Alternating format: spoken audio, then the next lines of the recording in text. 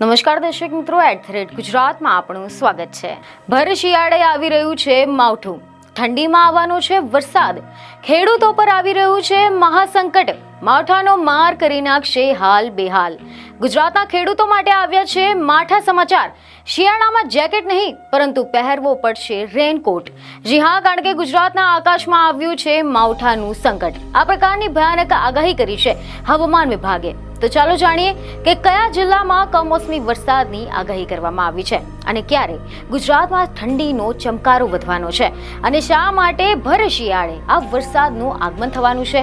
તો તમે જણાવી દઈએ કે મીડિયા રિપોર્ટ અનુસાર એવી માહિતી સામે આવી છે કે રાજ્યમાં ઠંડીને લઈને હવામાન વૈજ્ઞાનિકે જણાવ્યું છે કે આગામી સમયમાં રાજ્યના અનેક વિસ્તારોમાં હળવાથી મધ્યમ વરસાદ પડવાની શક્યતા છે। તેમજ 3 દિવસ બાદથી તાપમાનનો પારો પણ ઉચકાશે। ઉત્તરના જે પહાડી વિસ્તાર છે તે પહાડી વિસ્તારોમાં વેસ્ટર્ન ડિસ્ટર્બન્સના કારણે રાજ્યમાં માવઠાની આગાહી કરવામાં આવી છે। અરબી સમુદ્રમાંથી આવતા ભેજ અને ટ્રફના કારણે રાજ્યમાં ભર શિયાળે માવઠાની શક્યતાઓ છે। તારીખ 27 અને 28 ડિસેમ્બરે રાજ્યમાં મોટાભાગના વિસ્તારોમાં માવઠાની આગાહી કરવામાં આવી છે। રાજ્યમાં અનેક વિસ્તારોમાં હળવાથી મધ્યમ વરસાદની આગાહી કરવામાં આવી છે।